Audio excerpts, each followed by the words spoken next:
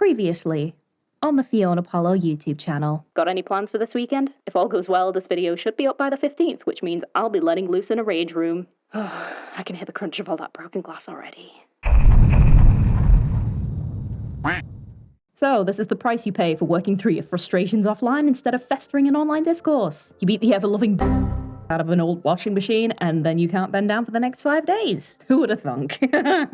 Honestly, worth it. But anyway, you're not here for that. Boyfriends is a slice-of-life webtoon created by Refrainbow, aka Ray, about 4 college students navigating life while engaging in a polyamorous relationship. In of itself, that seems pretty innocuous to me. However, this webtoon blew up massively, and as of March 2025, has been viewed just under 500 million times. And with any property that gains such a level of recognition, that came with a slew of controversy regarding the contents, the creator, and the audience, of course. If I remember correctly, this all hit a peak in 2022 with dozens of creators speaking about the comic. I myself hadn't read it yet and also knew a fellow art YouTuber who covered the situation at the time, so I didn't really bother looking into it further. But now that the dust has settled and people are still bringing it up from time to time, I'm much more inclined to take a retroactive look at everything and present my own thoughts. Therefore, hello my good fellows. My name is Fiona Apollo, and I will be taking a look into the controversy of the infamous Boyfriends webtoon comic. I'm not gonna lie, I am extremely curious. Up until recording this intro, I still haven't read the comic yet, and from what I've seen and heard, there was a lot of backlash over the portrayal of the 4 main characters, saying they were bad representation, saying they were arbitrary. There were also some accusations being lobbied at the creator regarding some degenerate behaviors or attitudes, which I would very much like to verify the truth and weight of,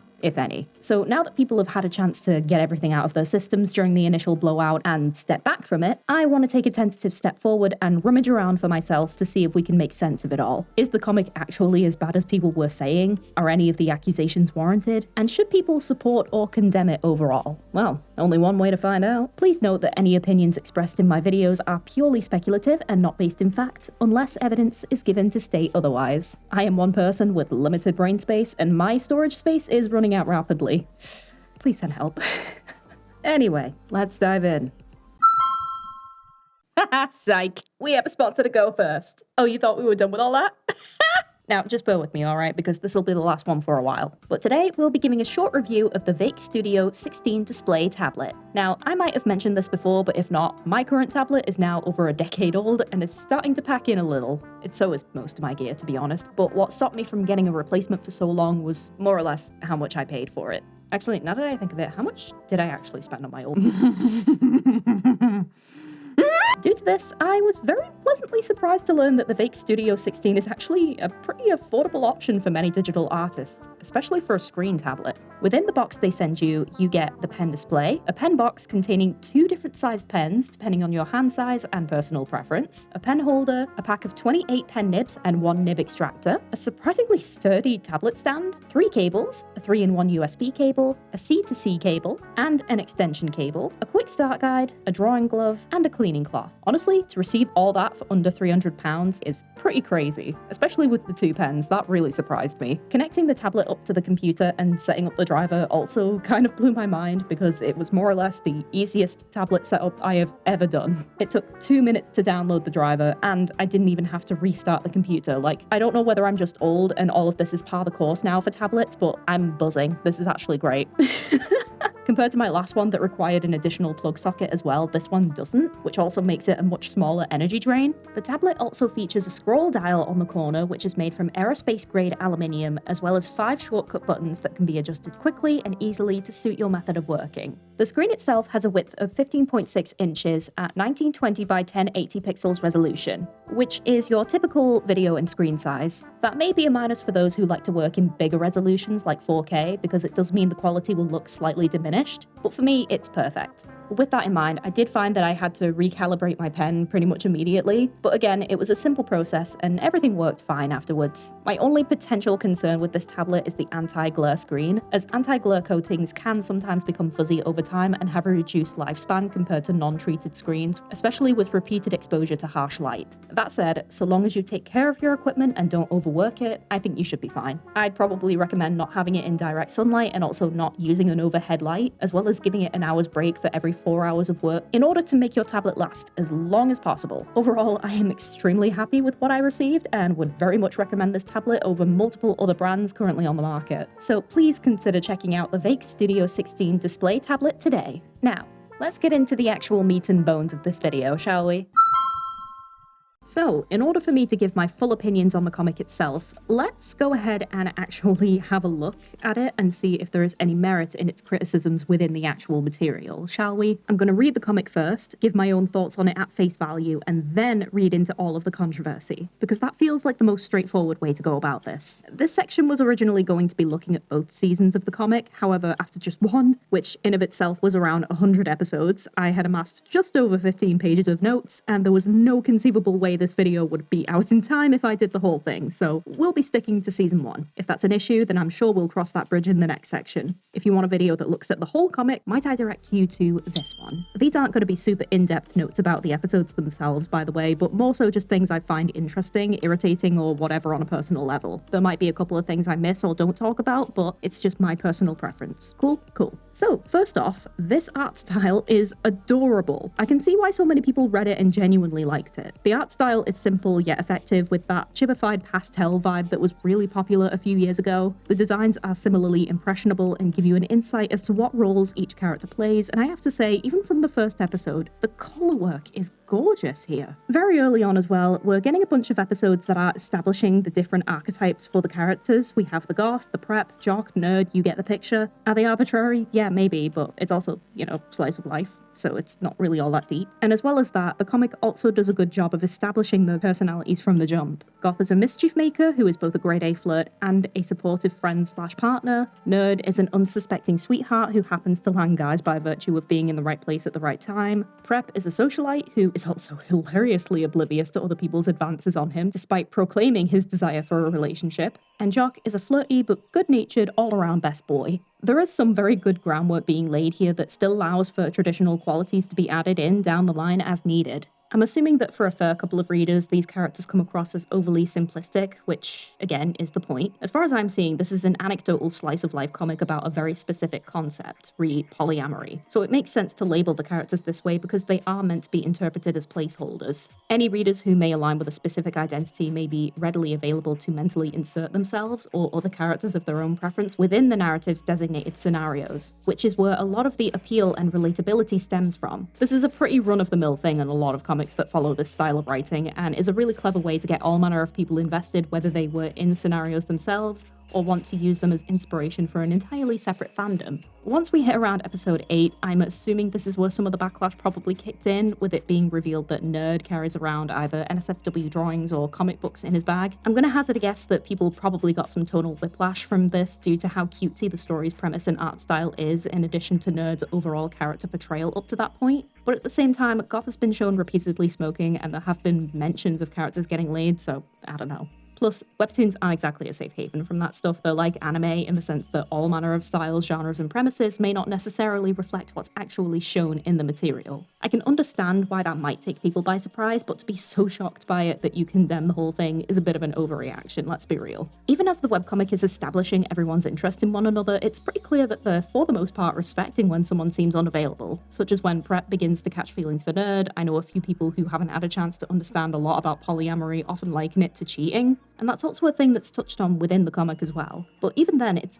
very clear that the characters respect these preconceived boundaries. It isn't until Nerd expresses interest in the concept and thereby opening the idea up to Goth in turn that this even becomes a prospect, with Goth even suggesting they get to know the other two a bit better first before making any moves or branching the topic further. I'd say this is one of the better approaches to polyamory that I've seen in media, so the fact that people are upset by it is ringing a couple of alarm bells for me, I'm going to be completely honest. Okay, so we're at the episode where they're on a double date and Jock and Prep have managed to patch things up after a mutual understanding. You can kind of see how some might find these episodes a bit cringe with all the PDA going on and all of the very easy conflict resolution, but I'll be honest, this is still pretty accurate for a lot of college kids. It also makes me laugh that Nerd is the one with the most game here, which, again, I knew a couple of sociable nerds in college, and yeah, that's pretty on the money.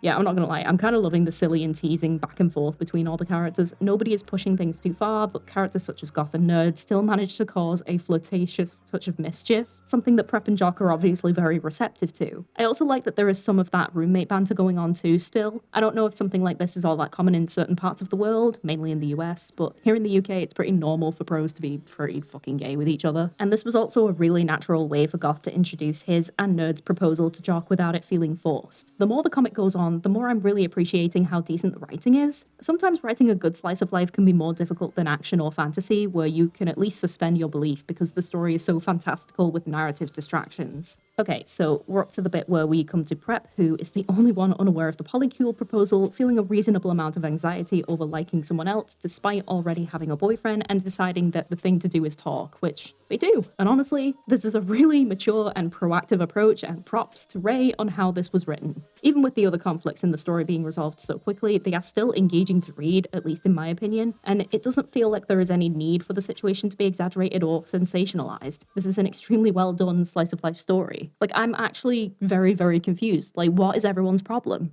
This is fine. Like, this is fine. What is going on? And I know I'm being quite charitable very early on, and that may be subject to change, but you gotta give credit where credit is due. Not every story has to have tons and tons of melodrama. Sometimes what works best is a simple premise with a lot of thought put behind it, which I very much feel is the case here. Honestly, the key theme I am getting from boyfriends so far is that communication is key. And as someone who is 7 years into a happy relationship with no signs of slowing down, I fully endorse that message. So I don't know, maybe that's why I like it so much. Maybe you're all just single out of...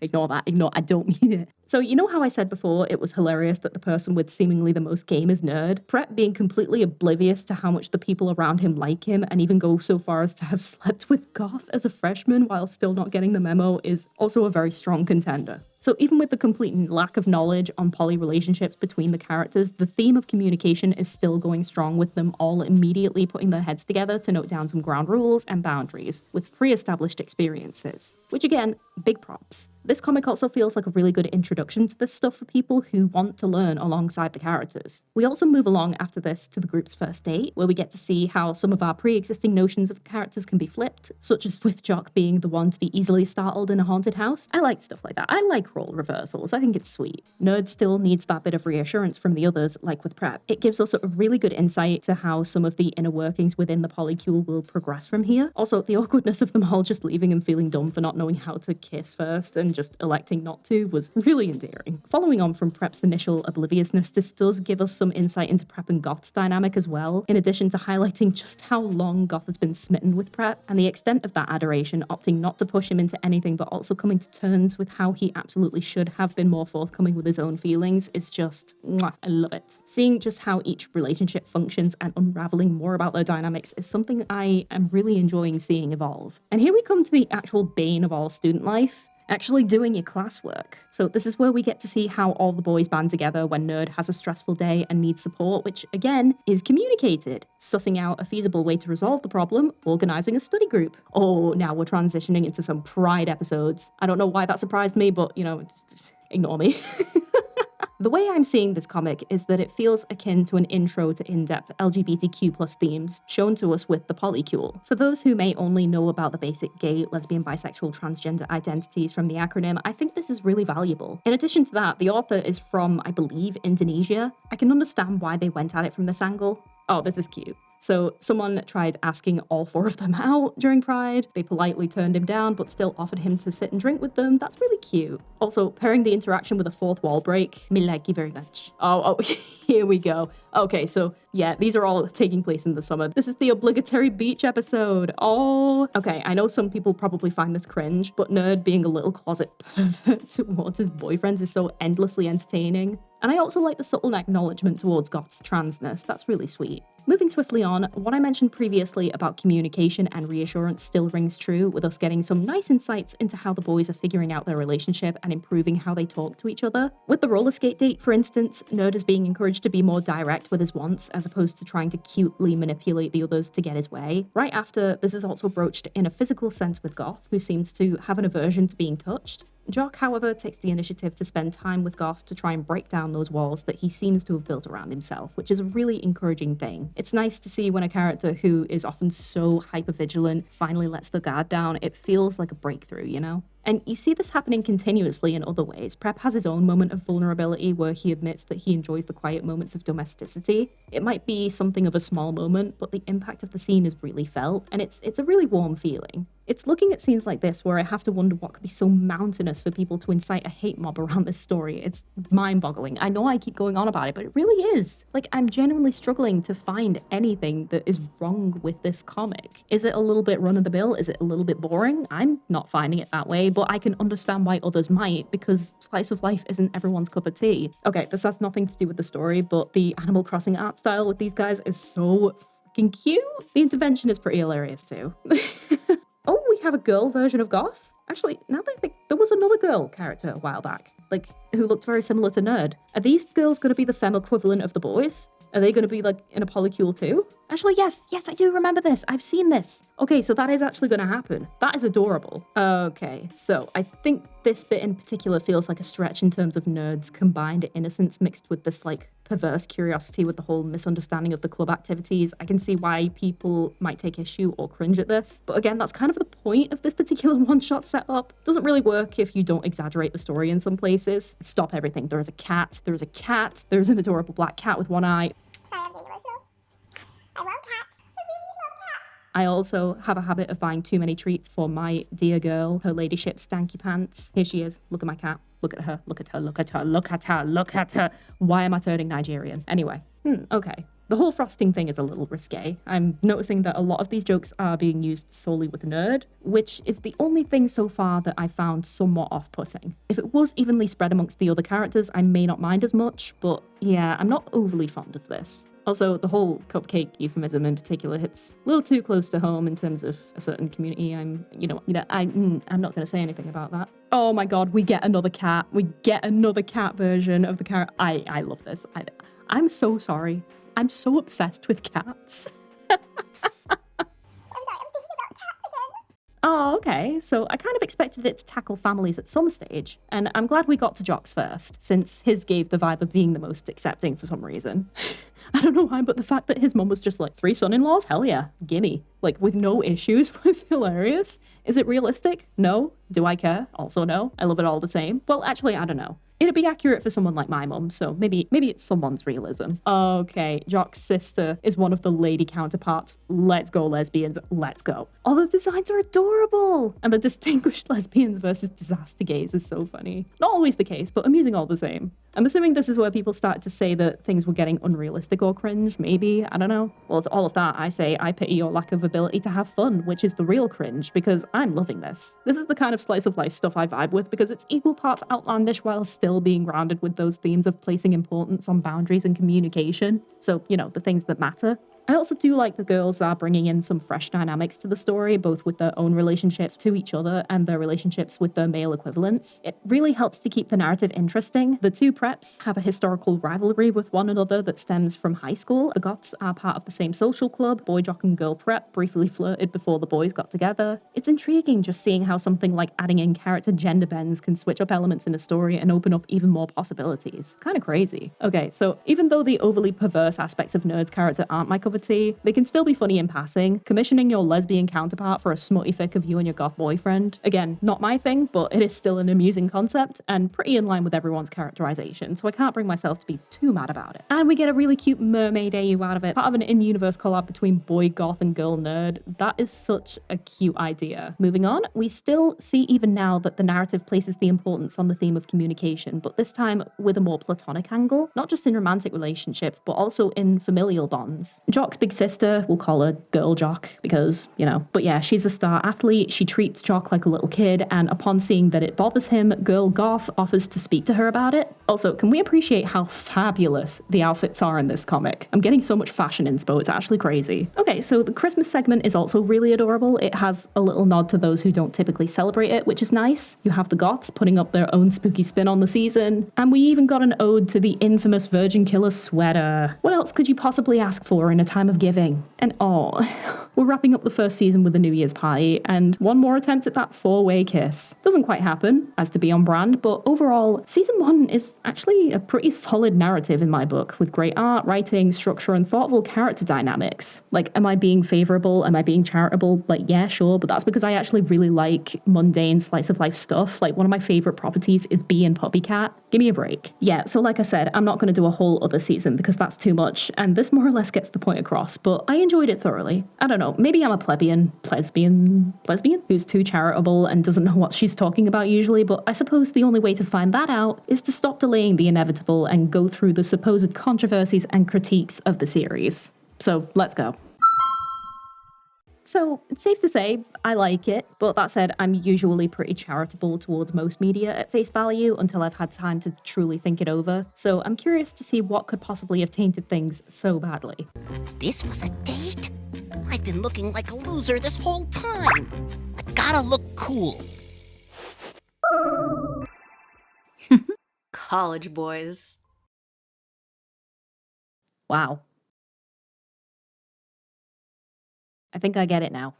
Even I can't defend that. And apparently neither could a lot of other people, because these ads, from what I understand, were one of the catalysts that took the comic from a somewhat wholesome cutesy story into a complete cringe fest, which then fed into a downward spiral of dogpiling and digging up old skeletons. Really begs the question of how on earth did the creator allow that? Well, because they had no choice. Stepping away for one moment from the contents of the ads themselves, I've done a couple of videos to do with the insane expectations placed onto Webtoon creators, both original and canvas alike. In addition to the fact that Webtoon's contracts with them are downright predatory in nature, to the point where many don't have all that much autonomy over their own creations anymore, aside from maybe the core story and the artwork. Instead, Webtoon chooses how to promote, showcase, and benefit from the IPs it manages to sink its clutches into, and Boyfriends was definitely no exception with these downright horrendous ads. And you know, call me a crazy conspiracist, but I almost feel as if this was planned on Webtoon's part. Actually, no, that's not even a conspiracy, because several people have come to that very same conclusion. So there's a fun little phenomena on the internet known oh so intimately as mob mentality. And the thing about mob mentality is that it is in fact quite easy to manufacture and manipulate, especially when you place it against the right conditions. Those conditions, in this instance, being the platform and the marketing.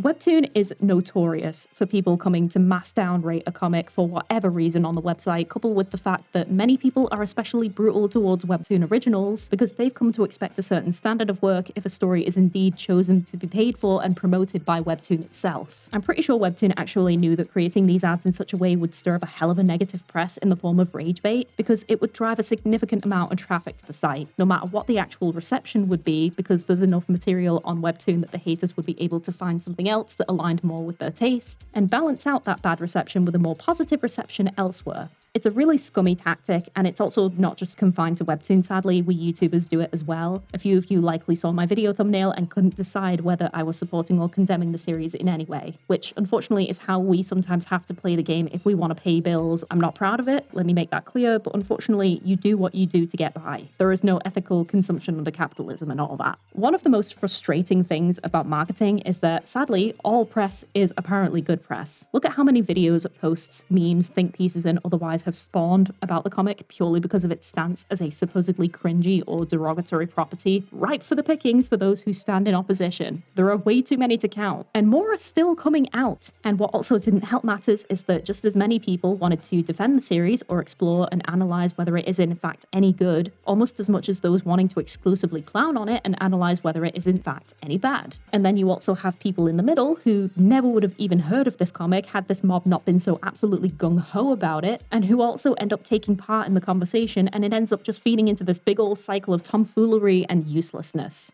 The ads were stupid and cringeworthy and pretty much did their job as far as driving traffic to the site was concerned, but let's be honest, it's not just because of the ads, is it? Once people got over that aspect of things, they also dove into other facets of the comic and the lore around it that were painted negatively by virtue of that preconception. And what lore might that be? Well, it wasn't just Webtoon that made animations that were out of the original creator's control. There were also several fan animations that ended up gaining a lot of popularity and contributed to this whole cringe dynamic. I'm not interested in putting them here, one promo video was enough anymore and I'll probably just disintegrate, but yeah. The sad thing about this is that it's not even the artwork or the animation or the narrative that is the culprit behind all of this flack. It's the voice acting. Yeah, so I think I can confidently say, somewhat, as someone who is technically a showrunner of a short series who employs voice actors, that these guys were probably given the most bare bones direction in terms of the characters and what angle they were intended to be approached. And let's be honest, the names goth, jock, nerd, and prep also probably didn't help with this. The VAs sound like they were only allowed 1, maybe 2 takes to record their lines, and anyone who knows anything about recording lines, whether you're a voice actor, a podcaster, singer, YouTuber, whatever, is that it will take you a bit of time to get comfortable and feel out the kind of vibe that works for a character or scene. And to me, it just sounds like those VAs were not afforded that luxury. Also, were these voice actors the same guys who did both the fan animations and the official webtoon ads? I think they are. They sound very similar. But yeah, long story short, literally every aspect of the creative process is crucial to the kind of vibe a certain property gives off. Artwork, voices, music, story, it all counts. I will just say that with all of this going on and seeing just how much traction it got, I can't find it in myself to feel anything but sympathy for Ray, the creator at the moment. Thanks to all of this, not only were their creations being mocked and put down in a way that would make anyone want to just not anymore, but once as people started to question people's incentives to dog on this person so relentlessly, that tends to be when the bad faith advocacy really starts to ramp up and seep in, and we end up with a lot of accusations being brought up in order for the hate to feel justified and hold weight. We see it all the time on the internet, and it's a pretty effective tactic in the age of outrage. Only thing is, maybe I am being too charitable here, because what has Ray actually been accused of? Out of everything I looked at, only 2 specific things came up that appeared to hold enough water to justify people's contempt. However, both of these incidents, while still bad and do not take this to mean that I'm excusing them, both occurred when Ray was still a minor. I believe they were between about 15, 16. The acts themselves are still bad, and trying to excuse it by saying that the offenses never happened because they were a child is incredibly misguided. Kids can still murder people. But what we also need to consider is that all of this wasn't exactly discouraged on a large scale at the time of it happening. So how were they supposed to know better? When old people say the internet was like the Wild West not that long ago, they mean it. There was very little regulation, and almost all corners of the online sphere were self-governed, meaning that you had a pretty high chance of kids spewing the N-word or people posting NSFW artwork or comics no matter where you hung out. Also, throw in the fact that prefrontal cortexes are a big contributor to people's sense of rationality and don't fully form until you're basically in your mid-20s, and I can't exactly bring myself to get too hung up on these transgressions, especially after Ray did the mature thing and apologized for them. So yeah, I can understand why people maybe don't like Ray as an individual all that much, and if you also choose to dislike them and not continue to enjoy or look at the things they create, that is completely your prerogative, and it is valid. But if I was a teenager saying stupid shit, and I used the F and R slurs because they were normalized and I wanted to fit in with my friends back in 2007, and all of a sudden now that I'm older and know better, people start bringing that up and claiming I'm the scum of humanity because of it, even though I'm very clearly grown up and don't do it anymore. I don't know about you crazy daisies, but I'd feel pretty terrible. I don't think it's fair to Ray to be constantly bringing this up as if it's actually helping anything to corroborate people's issues with the comic itself. The comic, in my opinion, is not racist, even if there could be better diversity, and while Nerd is depicted as this virginal yet promiscuous closet pervert in particular when it comes to the comic, this is also not an endorsement of Shotacon because these kids are in college.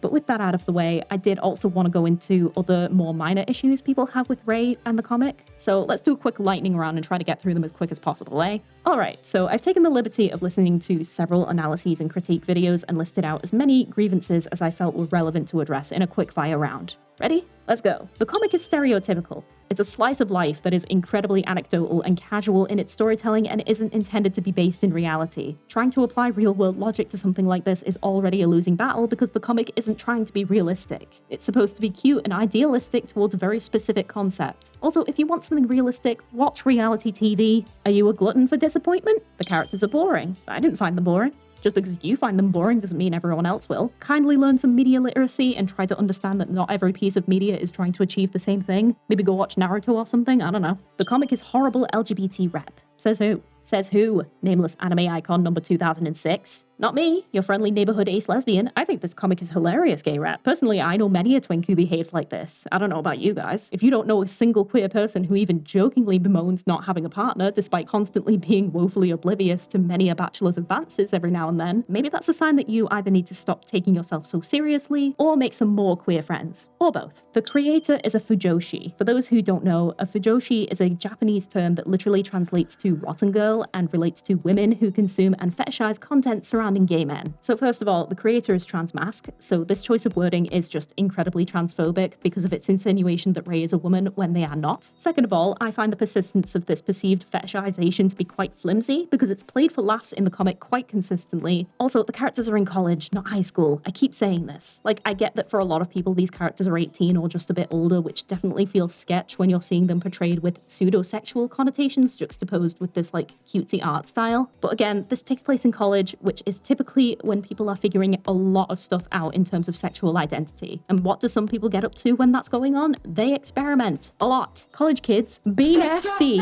In fairness, especially when thinking back on some of the depraved souls I shared a lecture hall with, this aspect of the comic feels the most accurate in the most hilariously satirical way possible to me personally. Or maybe I'm just one of those aces who thinks the world is more sexually charged than it is because I'm out of touch. Who knows? The comic has a lack of diversity. I get where people are coming from with this, but also please keep in mind that both Webtoon itself and the creator's own background likely also influenced this decision. The comic is being hosted by a Korean corporation that doesn't particularly prioritize diverse rep due to Korea being overwhelmingly monoracial and placing high importance on Korea-centric beauty standards, even when taking into account that this division of the company leans more towards Western sensibilities. The comic is also a Webtoon original, which means the creator was almost guaranteed to be subjected to the whims of an exceedingly predatory contract that allowed for very minimal flexibility beyond what was already agreed regarding the story and its contents. Not only that, the creator is Indonesian, and even if all of the characters are light-skinned, they're not all white like I've seen some people try to say. They're all Asian, who are very often left out of the conversation when we discuss both queer and POC-centric topics, which is really weird. But hey, that's not my ballpark, is it? This isn't how polycules work. Can I ask real quick, how many of you are actually in or have ever been part of a polycule? I've never been in one personally, but I've known a few people who have, and as far as I've observed, they're a bit of a mixed bag. Having a dedicated polycule with several permanent partners requires a lot of communication and establishment of various boundaries, and it's pretty normal for a lot of people to have never been in one. Similarly to regular old dating, no one enters a polycule for the same desires or reason, nor do they always have the exact same experiences, and this is especially true in fiction where anything can happen. Alright, the lightning round is over. Did I miss anything? Yes?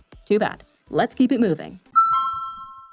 Ray did not emerge from a clamshell as a fully fledged Webtoon creator capable of amassing millions to flock to their stories. They started out as a Twitter artist who drew fan art and had 4 original OCs who featured regularly in their works. The comic itself also didn't start out as a Webtoon original, it began on Webtoon Canvas instead and was a lot more rough around the edges. Some episodes weren't coloured in, some episodes had missing context, and this took months to rectify in preparation for re-release after Webtoon picked it up as an original. I read this announcement about the changeover to original and could really feel the hope and anticipation and nervousness radiating from this young person who had managed to achieve something they were incredibly proud of and were preparing to put their best foot forward for. What I'm trying to say is that no matter what you think of the material itself, Ray is a person who created something with a lot of passion and drive and love, quite literally around it, that managed to speak to a lot of people, and seeing how many latched onto the parts of it that gave off less than a favourable impression that wasn't even within your control, and directed all of that negativity towards you and spun that as a way to dredge up various past mistakes to such an intense degree, that must have been soul-crushing.